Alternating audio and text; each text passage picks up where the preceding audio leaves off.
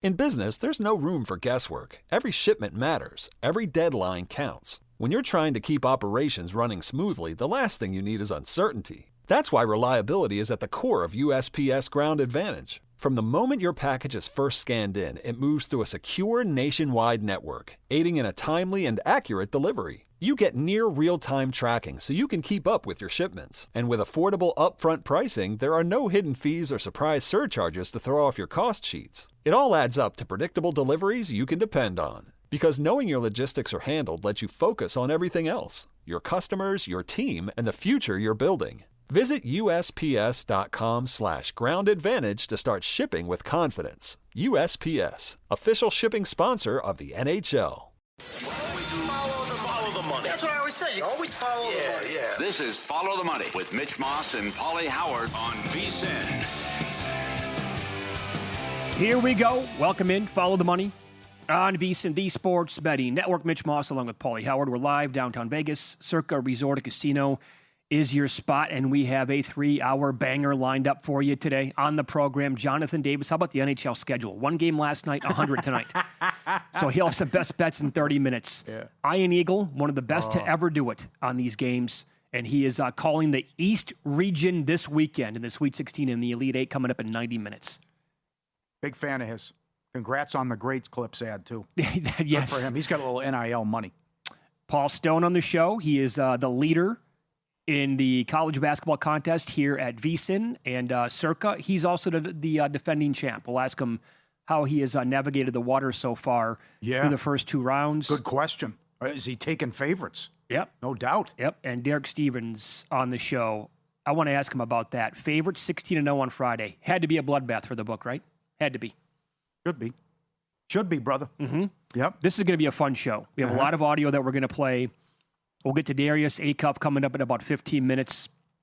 And after last night in the NBA, first, nothing's automatic, nothing's a lock. The tanking parlay was no good. That's outrageous. How about that spot in that game by Orlando? Are you serious? That is so embarrassing. You're at home. You're playing a team that wants to lose. They've lost 16 in a row. And not only do you get beat, you give up 128 points. What are you doing? You can still win that division. I know. That's you got life there, Buzz City Killer.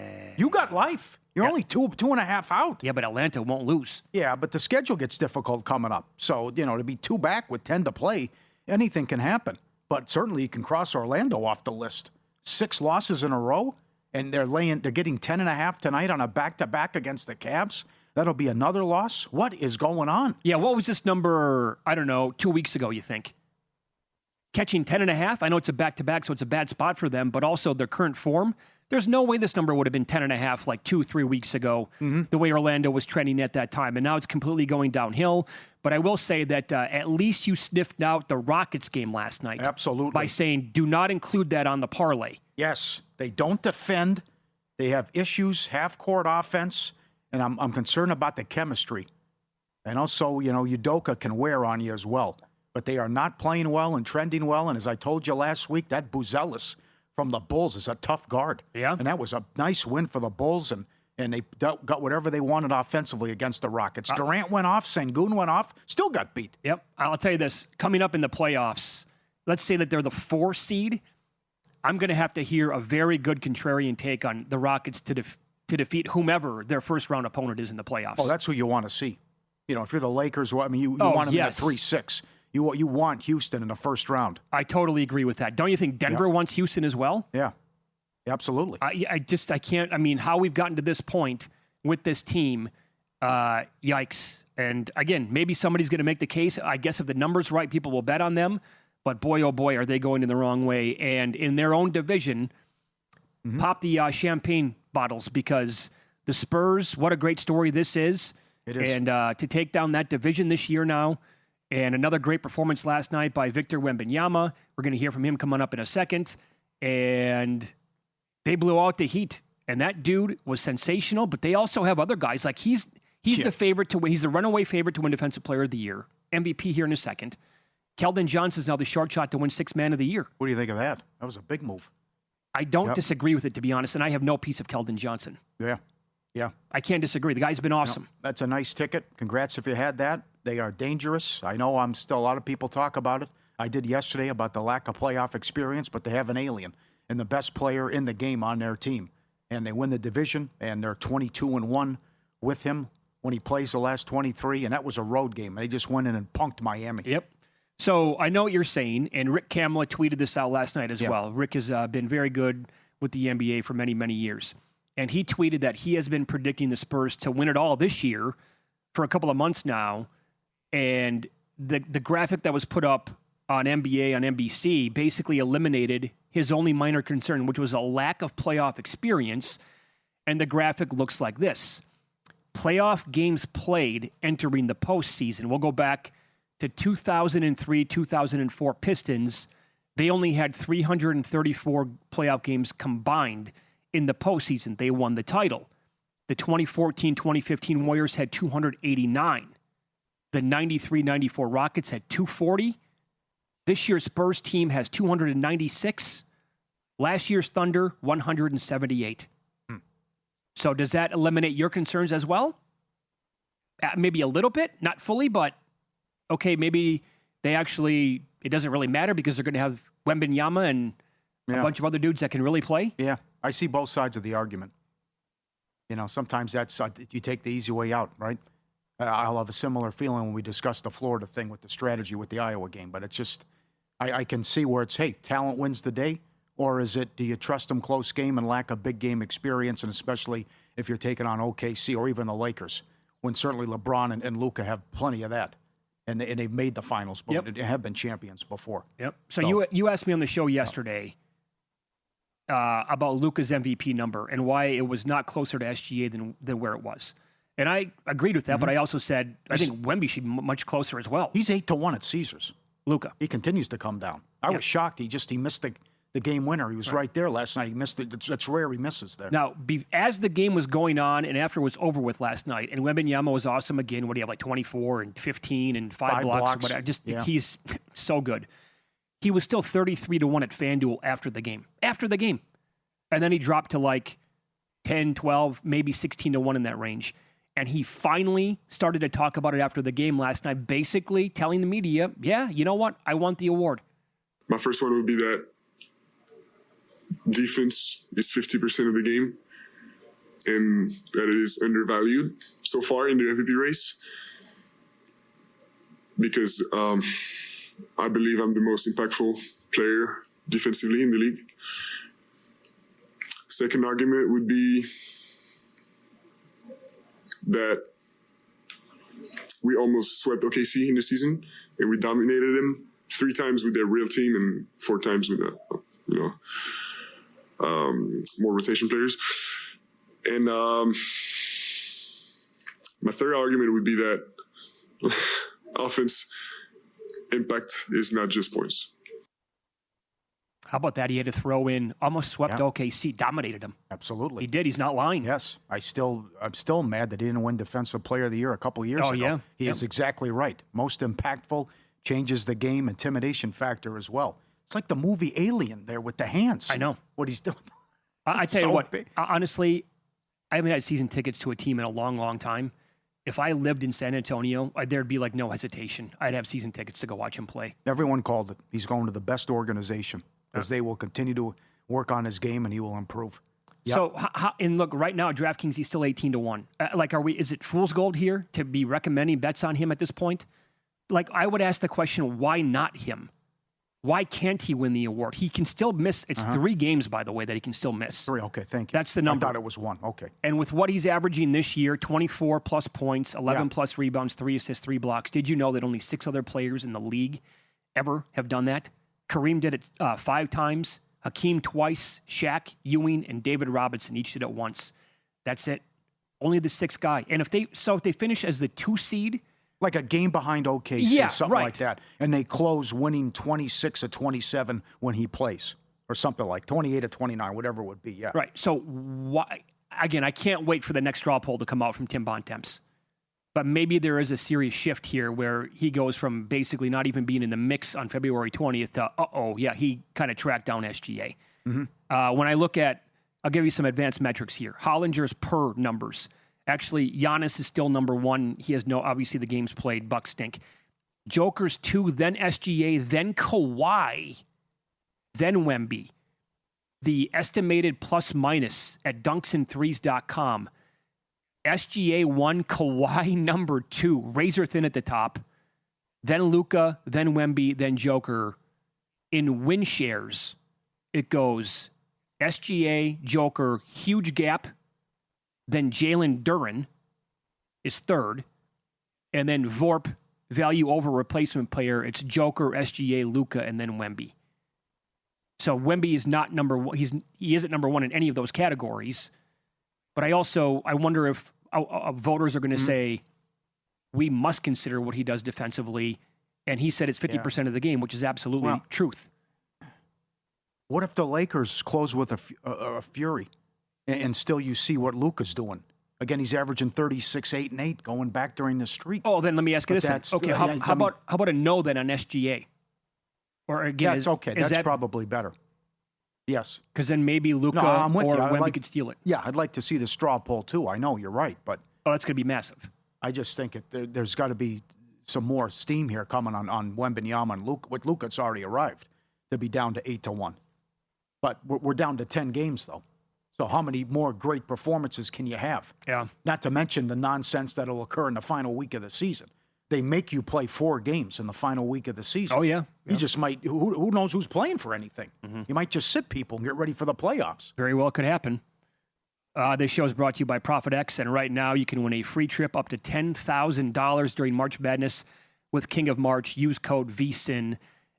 Again, that straw poll, we're sitting here talking about it like it's a possibility, but that straw poll has not lied over the years. Basically, it's kind of a true indicator of what it's actually going to look like. And again, Joker was number 2 when they did this more than a month ago. Well, that's not going to be the case anymore. Right. And then maybe they're going to look at that and just say, when SGA was out, they won all those games anyway without him. They're just too good. You could say that too. Or give it to the best player. That'd be the easy way. Mm-hmm. Give it to Wembanyama. Let's follow the money on VSiN, the Sports Betting Network. You have to love this rumor in the NBA. I can buy into it based on the franchise. And we are talking about a possible monster if there's anything to this. We'll give you the details next.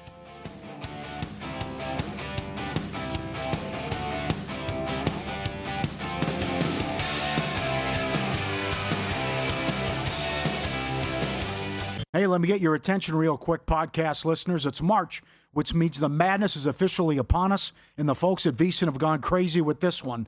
For $29.99, you get unlimited access to VSiN Pro through May 1st. I'm talking picks throughout the tournament, public betting data for every single game, sharp tools, projections, articles, and more, which means every day you wait is an opportunity missed. Just click the link in the description to get started. It's March, baby. Now back to the show.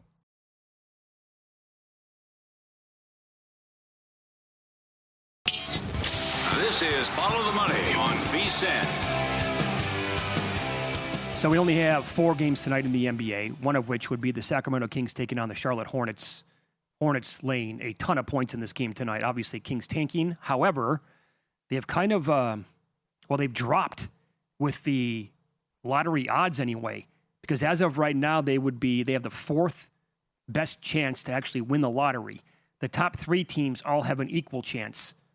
And they were number 1 for a long time. Yeah. They're 5-5 in their last 10. They recently rattled off 4 wins in 5 games. 3 of those games were against tanking teams. They won them all.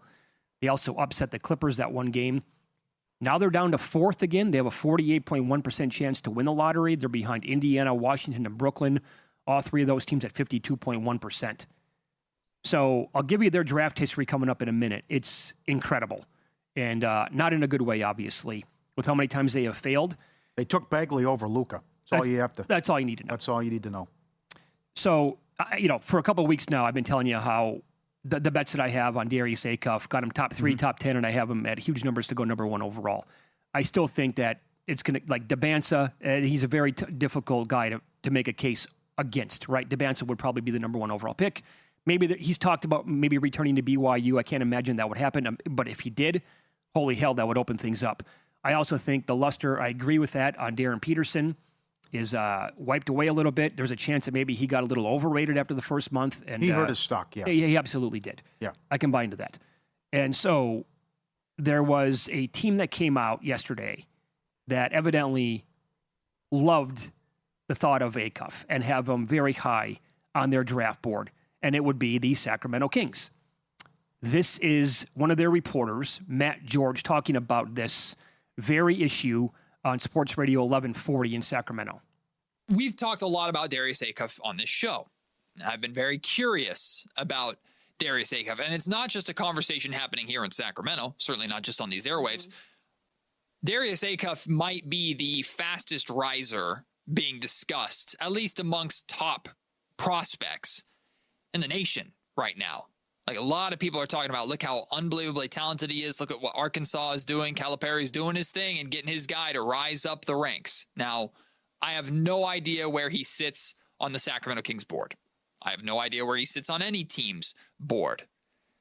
But I did some digging, asked some questions, and got a pretty definitive response that the Sacramento Kings are really big fans of Darius Acuff. Now, a few months ago, very start of the college basketball season, things were a lot different happening with the Sacramento Kings too at that time. I had shared that I had been told that the Kings were big fans of AJ DeBonsa. Yeah.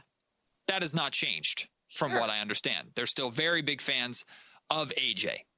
But if the Sacramento Kings were to end up outside of that top four window, as of right now, they have the best odds at the 4th overall pick, or they're sitting in that 4th spot, 12.5% chance at number 1 overall, 48% chance of top 4. Could fall as far as 8. If they were to fall to that 5, 6, 7 range, I'm told they are very, very keen on the idea of Darius Acuff here in Sacramento. Okay, all probably fair. And by the way, those are top 4 odds. 52.1% for the top 3 teams. Sacramento is 48.1. What he rattled off right there is correct in the number 1 overall odds. Would they trade up if need be? To get, if they loved him that much? Yeah. No, I think that they would hope that he would fall to him. Okay. Yeah. But it sounds to me like what if they get number 1 overall pick? Mm-hmm. Well, imagine you do all this and you still get the 8th pick. How demoralizing that would be. Yeah. To me, and they're capable of anything. They traded Halliburton. But we know he doesn't play defense. He's an incredible scorer. But on the DeRozan, Levine, Sabonis, Westbrook, there's so many guys that they can score but don't defend on that team. Sure. So you'd be moving some pieces around, and you likely get rid of some people, and Sabonis is at the top of the list. Well, and Acuff does not defend either. Yeah, right. That's going to be the downfall of him. I know, but that's why I question the move. But remember, Ranadive, Vivek, the owner, is he loves scoring. He's the lunatic who came up with that idea. Let's do, what do you call it in high school? Leaking? Cherry picking? Yeah. Mm-hmm. He says, cherry pick on purpose. I want to play like 180 to 170 games. Right. Give up layups on purpose, whatever. And by the way, all it takes potentially here is for the right team to hit the lottery. And if they're in love with a guy, then you might not be changing their mind. And this might be the perfect team. I'll explain why. I'll go down the whole history here. In 2009, they did take Tyreke Evans out of Memphis, 4th overall. Now, he did win the Rookie of the Year. Mm-hmm. Later on, a couple of picks later on, that's where Steph Curry went 7th. DeRozan went 9th overall. And you're going to notice a theme here. Guys that they missed on, they have a tendency to go out and try to get later on in their careers. In 2011, they took Bismack Biyombo 7th. Traded him. Klay Thompson went 11th. 2012, Thomas Robinson 5th overall. Oh. Guess who went 6th? Hit me. Damian Lillard. Oh. In 2013, they took Ben McLemore from Kansas 7th. McCollum went 10th. That guy's doing time. Oh, yeah. Giannis went 15th. Okay. But I can't. So a lot of other teams did miss on these players as well.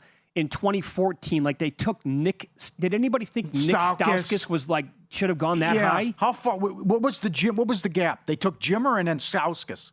Well, Stauskas was 8th. I think Jimmer went 10th or something like that. Yeah, I know. But a couple years. Yes, gotcha. Only a couple years. Yes, Yeah. yes. Zach LaVine went 13th that year.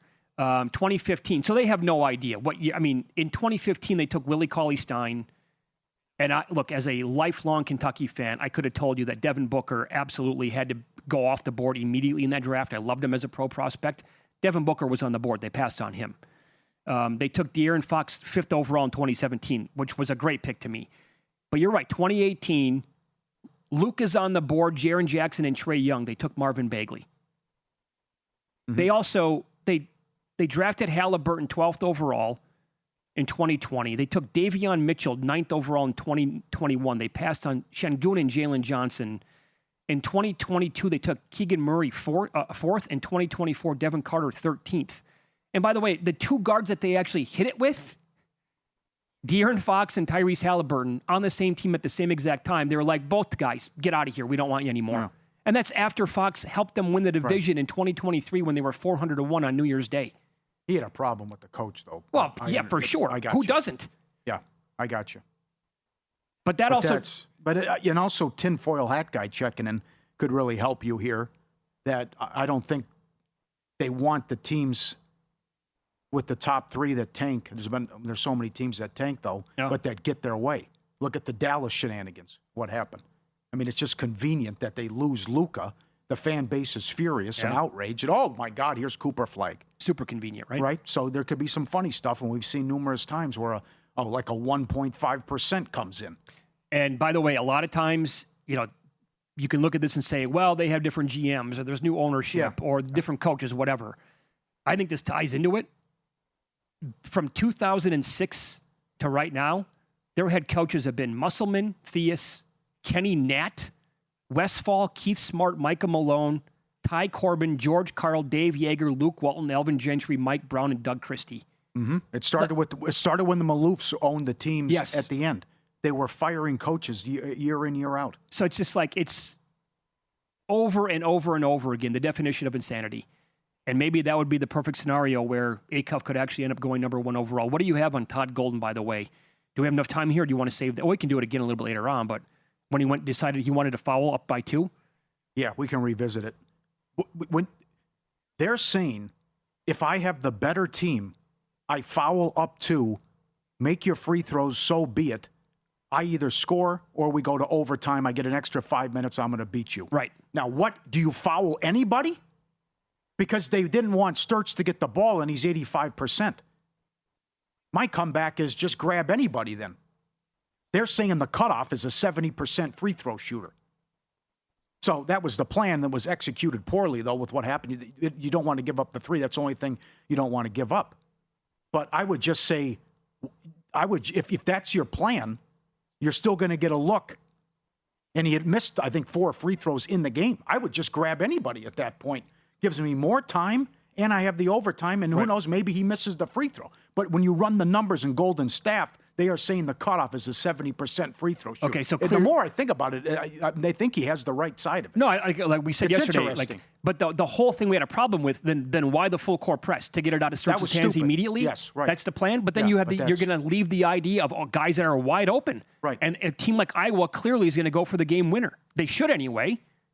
Like you don't. If you're Iowa, don't want to go to overtime. If you're Florida, I get wanting to go to overtime. See, fouling right away prevents the nonsense and the breakdown and the giving up the 3, which was the last thing they wanted. That's the only thing they don't want to give up there. Just grab anybody then. So if you had token pressure, though, you still could have fouled in enough with enough time to go. Yeah. You didn't have to have the full court press on. Yes, I didn't get what he was doing. But it's interesting how they ran down the numbers, and the cutoff is a 70% free throw shooter. Again, I get it. Yeah, I get it. I know. Follow the money brought to you by ProfitX. Still time to become the king of March. Win 10 spreads or totals, hit your volume, or enter for free trips worth up to $10,000. Sign up with code VSiNMM. Become the king of March with ProfitX. Up next, Jonathan Davis on the program. We're going to go over some of his best bets on a huge hockey card tonight in the NHL.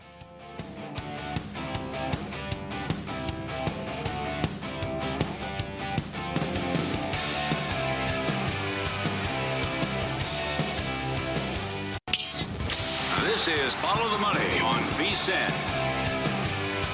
One game last night, hockey, 15 tonight, and VSiN's NHL betting analyst Jonathan Davis joins the program now on X at West Coast Hockey NHL. He's on the Progressive guest line. We'll get to your best bets on tonight's huge card coming up here in a second, JD, but I want to begin with this. There was a game on Sunday night, wildly entertaining, and it was between 2 division-leading teams. Buffalo played at Anaheim. The Ducks led that game. I think it was 4-2 end of the second. Then the Sabres hit them with 3 straight to take a 5-4 lead. Anaheim scored their 5th goal late to tie it in overtime. Then they eventually won 6-5. They're both on top right now. I think Buffalo's up by 5 points, and then Anaheim the other in that same vicinity as well. Are you confident enough to say both teams are going to hang on here and win their divisions? Well, I hope so, because I do have the Anaheim Ducks at plus 425 to win the Pacific. So, yes, in Buffalo's case, I mean, I got to watch them live Saturday and here in Los Angeles for the first time. They're a machine, and they're 4 points up on Tampa.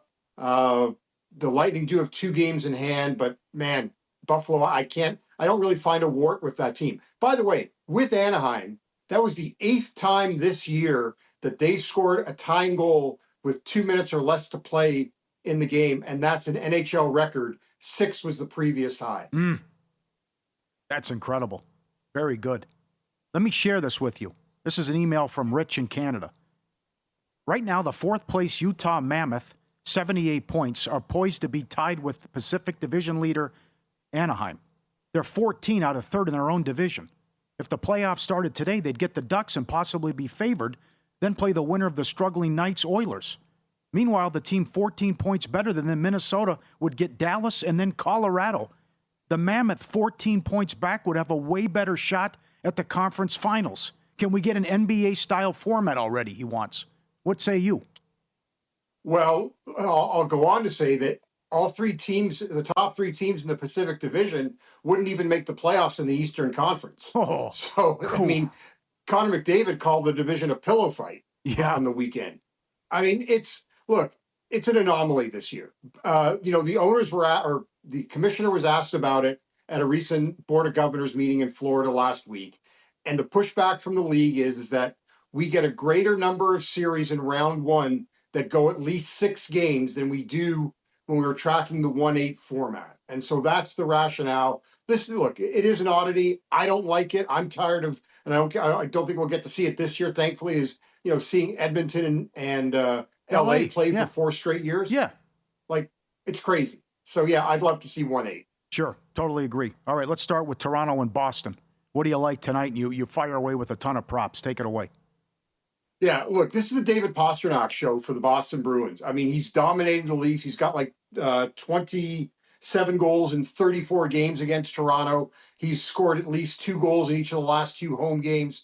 He's opened Boston's scoring in 3 of the last 4. So it's all about Pastrnak tonight. Anytime goal would be my strongest play of his goal props. And then I'd sprinkle on him to score the first goal and 2 goals as well. My other strong play in this game, though, would be Boston shots on goal over 30.5. No team gives up more shots per game than the Toronto Maple Leafs at just under 33. Good. All right, let's go. Good. Yep, Columbus and Philly here. Jackets on the money line about minus 135. How many bets do you have on this game? Not many, actually. Columbus on the money line is my favorite play. That would be my best bet for this game. They've won 4 straight, 5 of 7 against the Flyers. Philadelphia is coming back they swept the 3 California teams on their road trip. First game back from that trip. I think it's tough going west back to east. Columbus, to me, is the better team. So I love Columbus in this one. I'd also sprinkle on the draw. I think it's 4 of the last 6 or 6 of the last 8 between these two have gone to overtime. So a little pizza money on, plus 300 overtime, I think is worth it. Okay. And one prop in the Seattle-Florida game. You have good numbers on this. Yeah, the Seattle Kraken have dominated the Panthers, and they've played them 9 times since coming into the league. They've beaten the Panthers 6 of the 9 times. The last 6 games against Florida, they've scored the first goal of the game 5 times. That's happened in the first period. You can get Seattle just to score the first goal at plus 100 and about plus 145 if you want to go first goal, first period. Okay. Follow the money here on VSiN, the Sports Betting Network. Our guest, Jonathan Davis, he's on the Progressive Guest Line. VSiN's NHL betting expert on X at West Coast Hockey NHL. Ottawa and Detroit playing tonight as well, and you got a couple of bets on this one as well.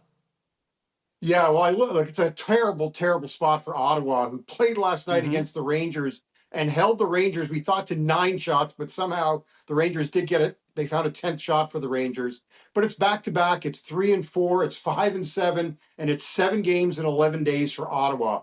They go to play Detroit, who they've already lost 3 times to this year. They lost another one of their defensemen last night. They're without their best defenseman. So for me, look, this has got to be a Detroit spot. If they can't beat Ottawa with them missing their 2 best blue liners, then forget it. I also like Detroit to go over their shots on goal prop number. It's about 25.5. Ottawa's the best shot suppression team in the league, but they're missing their 2 best defensemen. They've only given up more than 25 guys twice in the last 23 games. Wow. But one was to this Detroit team. They gave up 34 in Detroit, their last meeting there. One goal prop, Drake Batherson of Ottawa. He's got 5 goals in 6 games against Detroit goalie John Gibson. Yeah. By the way, that is very odd. We had one game last night, and one of the teams involved playing in the spot here. Like, why would they do that? Well, I mean, you got 2 games tomorrow, and both Toronto's playing at the Rangers tomorrow, and Buffalo is playing, or Boston's playing at Buffalo. Like, I don't know. Just let the 2 teams that didn't play tonight play tomorrow. And that's it. You have a unique prop with the Minnesota game. I imagine you got this at FanDuel. Tell people what you want to do here with Minnesota with a third period goal. Yeah, so Kirill Kaprizov has got 8 goals in 8 games against the Tampa Bay Lightning. And I always like to track to see, how do they do against the starting goalie? And I noticed he only had 3 against Andrei Vasilevsky. So where'd the other goals come from? Well, they didn't come against the backup goalie. He has scored an empty net goal against Tampa in 3 of the last 4 games. Uh-huh. So you can get him for the last goal. A third period goal at FanDuel. I got that at plus 470. You can get him for the last goal of the game at plus 1,200 at DraftKings. Okay. Excellent. Let me throw this tweet at you as a future bet to potentially make. Colin chiming in on X.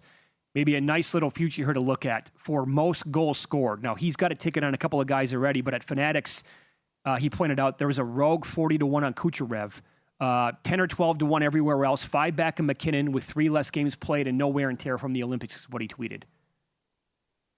I mean, it's reasonable. Yeah. I mean, why not? I mean, Kucherov, it's been sick what he's doing. It's almost been like a video game for him. So there is definitely value there in playing Kucherov. Okay. Where do you stand on the Jack Hughes controversy with the puck, the golden goal? Isn't it his? The Hockey Hall of Fame says it's ours. He goes, I want it. I want to give it to my dad. Yeah, I agree. I'm sorry, Hockey Hall of Fame. Like, yeah, sorry. I think the player should get it. I don't know how I don't know if Sidney Crosby has the golden goal though for Canada. So yeah, I don't know how it works, but I think it should go to the player. It's agree. More important to the player than to be enshrined at the Hockey Hall of Fame. And can you give that crazy stat on the Calgary Flames you tweeted?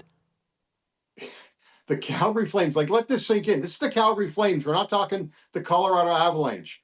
They are 55-0 when scoring at least 4 goals in a game. The last time they lost when scoring 4 goals, I think was back in 23-24, and that was an overtime 5-4 loss to Vegas. LA has given up at least 4 goals in 8 of their last 9 losses.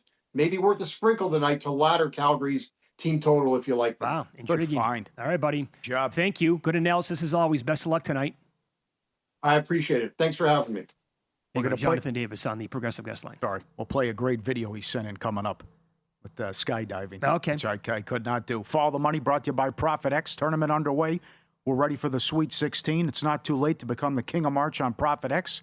No entry fee required. Win 10 pregame spreads or totals. Hit your volume goal, and you're entered to win a free trip worth up to $10,000. Hit 1,000 in volume, and you're in for the 5K trip. Hit 10,000, and you're going for the 10,000. Download Profit X. Use code VSiNMM. Win 10. Hit the volume. Earn your shot. Code VSiNMM. That's his puck.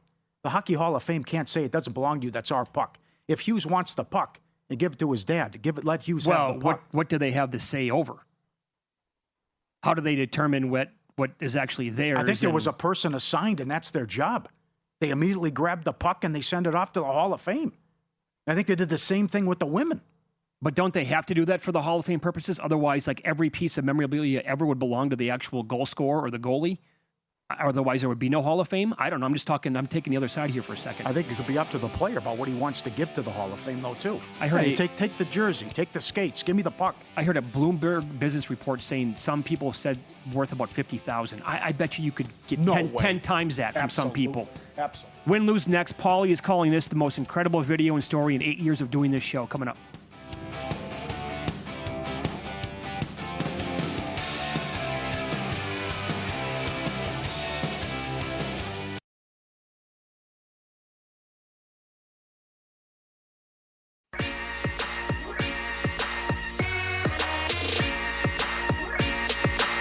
Win Some, Lose Some is sponsored by the Sharp Plays. Were you a winner last night? Wow, winning. Or was it a rough one? Well, they can't all be winners, can they? Loser! You're a loser! Pauly Howard recaps the night in sports betting in Win Some, Lose Some. How about almost a big-time win some? We tracked this game on the air late yesterday. A 31-0 run by UConn women. They were up, 68-12 at the half? Syracuse women were 40-1 second half money line. They played them even. It was even, Steven. One more point, and he would have had a 40-1 cash. Remember, because UConn was like 22.5 in the second half. Yeah, 73.5 in play or whatever it was. Wild, man. Yes, good job. I think we had some people, I know we had people in the audience take 76.5. They showed me their tickets. I wonder if any of them actually took second half money line. My God. Oh, good job playing them even. Pacers 5-1 on the money line. Just horrific loss by Orlando. At home, Pacers had lost 16 in a row. They get beat again. Bulls 3-1 took out the Rockets. Spurs clinched the division. They join OKC so far as division champs. Depending on the number, overs 9-1 last night as well. Subscribe, be part of the team, VSiN.com, our radio and podcast friends. You always want to see these tweets and videos. At Pauly Does Vegas on Instagram. Send them in, we'll put you on. I retweeted this yesterday on X. To me, it's all time and the best video in the history of the show. Over 24 million views. 7 dogs stolen from their owners have gone viral after escaping from an illegal transport truck in China and making their way home. They traveled over 10 miles together, led by a corgi, across highways and fields, safely back with their respective owners. They all hang out in the same neighborhood, and they were friends. And here they somehow escape from the truck. And the corgi, the German Shepherd, is injured, by the way. Look how they are protecting and shielding the German Shepherd, who is injured, but they all made it back home somehow. And it took them about 2 days as they escaped. It was trending, the number one thing on X yesterday and trending. Well, this thing has how many millions of views now? 24 million?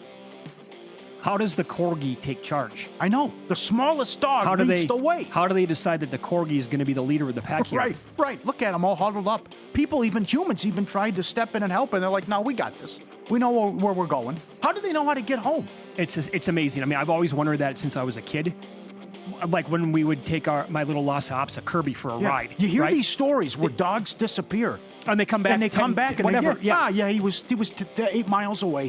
How does our dog, who's not even looking outside to recognize anything, right? How does he know when we're getting within a block of our home and he gets excited and he jumps up to see? I always, as an 8-year-old kid, I'm like, how does he know that? How is it possible? Is it Liam Neeson in Taken, where he's clocking the right-hand turns and everything, blindfolded? I mean, is that what he's doing? This is great. This is a first response. Meanwhile, humans get lost with Google Maps, a full tank of gas, and still called AAA. But a corgi leads 6 homies through highways like it's nothing. Lead 6 homies. We really are. We are the inferior species in this world. I love corgis. That's an amazing story. It is. Yeah. And the fact that the German Shepherd is hurt, and they're protecting him and walking, so he can make it as well. Oh, I love it. Can't get enough of that. Chris McCarthy sent this in. FTM at VSiN.com. As always, he was at the Red Rock playing Pai Gow. The lady next to him hit 5 aces. 40-some thousand. The next day, the Progressive hit the 7-card straight flush. 450,000. Party's on at Red Rock. Eddie Olczyk, you know where to go if you got time off. And we met Dean and Karen yesterday. Fans of the show, they always send in great dog videos, and Dean showed us this ticket. Speaking of hockey, last year when we were pointing out if you just bet every game to go to overtime in the NHL playoffs, you beat up so many units. Well, on that particular day, he goes, well, there's 4 games. I don't like one of them. I'll play these 3. And a $250 parlay paid, what, $26,000? Yeah, I used a boost on it. We used the boost and hit a 3 of them. Yeah. Yeah, that was his day to play it. Yeah. And $250, whammo. Almost 27,000 in the account. Good job, Dean. Well done. That's right around the corner, by the way. Uh-huh. We'll have to have our guy Rich in Canada give us the latest over the last 7-8 years of betting every game to go to overtime in the playoffs. Yep. Lose some. The Mavericks have lost 12 in a row at home. And this is your big boy regarding the NC2A March Madness tournament, Chalk Madness. Only 2 times since they expanded to 1985, when they expanded in 85, only 2 times the entire Sweet 16 has been made up of teams all from power conferences. It's happened the last 2 years. That's it. Only time it's happened. The last 2 years. I got a question for you on that then here in a minute. Okay. Want to lose some video? Here it is. Jonathan Davis's daughter jumping out of an airplane. As Jonathan said, not enough alcohol to do this. I know you've done it. I can't. No way. Oh, look how freaky this is when she looks down and you see she's in New Zealand going crazy. That's like the Tom Cruise scene, jumping out. I mean, that I can't imagine. The most exhilarating thing I've ever done. That I can see. Right, that I can see. But how long until you pull the damn? No, I never did. Again, I didn't have a jump master either. I was on solo. They tied all of our backpacks to the plane. So when you were, the free fall only lasted like 7-8 seconds, and then the rope would run out, and then it would open up, and then you'd start to get your bearings back a little bit. All right. Excellent. Thanks for that, Jonathan. I can't imagine so a free fall for a couple of minutes would be, my God, so intense. Yeah. Founded in 2011, Sharp Plays just completed another dominant run, including a 2025 campaign that saw bankrolls double, 15 straight years of winning, all documented. Records and logs posted publicly at sharpplays.com for full performance auditing, something that separates a Sharp Plays from most of the betting industry. When a Sharp Plays move, books take notice. Advanced AI tools, trusted insider intelligence, identifying price value before the numbers shift. Respected, watched, and feared. Start winning with them. Sharpplays.com. Look for the Mr. Poison tweets daily. Sharpplays.com. I popped on Will Hill's podcast today. Should have bet more. And we were kicking this around. Like, if this is the new norm in March Madness, let's say it happens 2 or 3 more years in a row, right? Where it's all chalk. You don't get the mid-majors. Favorites are covering. Like, at what point does it just turn into, it's another event? And it's not this event that we have known forever, where people want to come out and watch the games, and they want the dogs to win, and they're rooting for them, and they're betting on them. Yeah, yesterday you mentioned the Kelly in Vegas tweet. She's demoralized. March Madness, where dogs go to die. This tournament will never be the same. Mm-hmm. Yeah.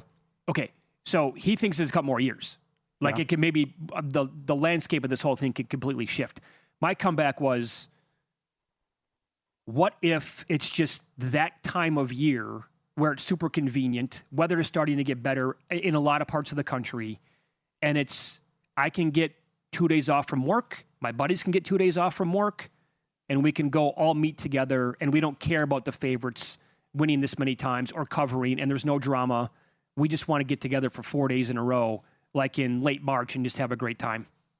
Well, I think there's a lot to that, but like Derek Stevens said last week, maybe this becomes the week people come out here more, because I'm going to get the heavy hitters going at it and get in more competitive games. If you continue with no upsets and so many games have a spread of 17, 18, 25 points, it's going to be, I'm going to focus more on once we get to the Sweet 16 then.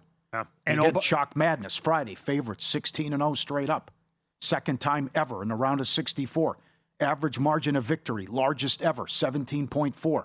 22 favorites, won in a row.